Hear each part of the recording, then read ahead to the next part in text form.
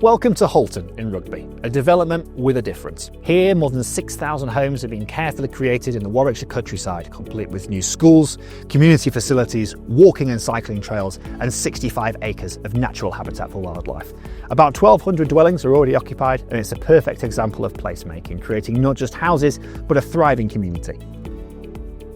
With the government's ambition to deliver more developments like this across the country, it's time to truly embrace vision-led planning. That's where SLR Consulting comes in. With its new vision-led planning tool, Flint, SLR is reimagining how communities are designed, putting sustainable travel, health and the environment at the heart of growth.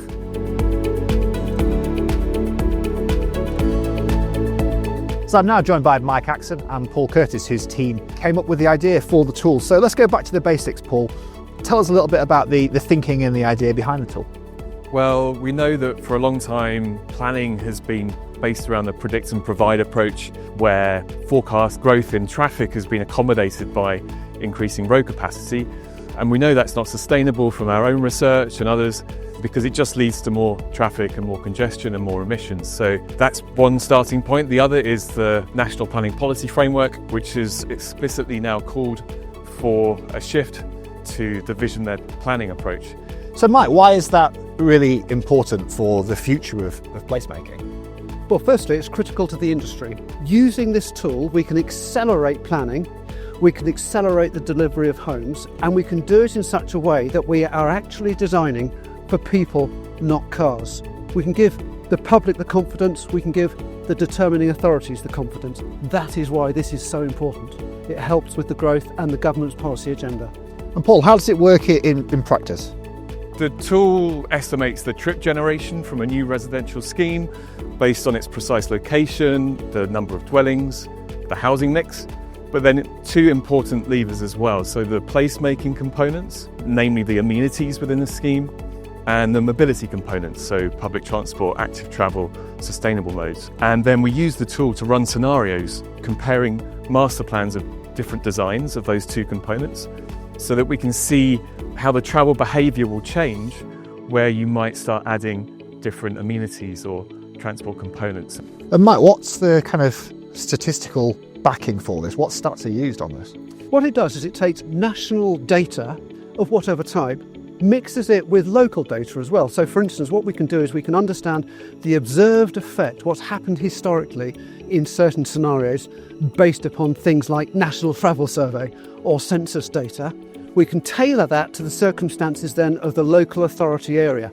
And it's not just traffic, it's not transport. It takes into account, for instance, the incidence of diseases and how design and activity changes that.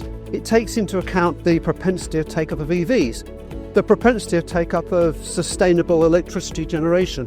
And in fact, it also takes into account, looking at this wonderful place development that we've got here at Holton, how places like this actually achieve greater propensities for EV take-up and other sustainable measures than maybe the general population. And it enables us to put all that together and come up with these very rigorous forecasts.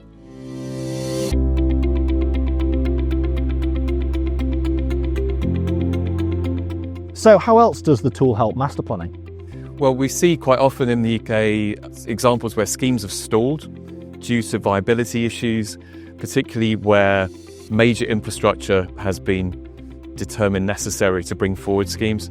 So, dual carriageways, relief roads, and this just isn't deemed viable. So what we can do is de-risk the process from the beginning by using the vision-led planning tool to design the master plan in a way that we can show is not car dependent, is really based around placemaking and shared mobility, and we can provide evidence that we don't need those highways mitigations from the outset.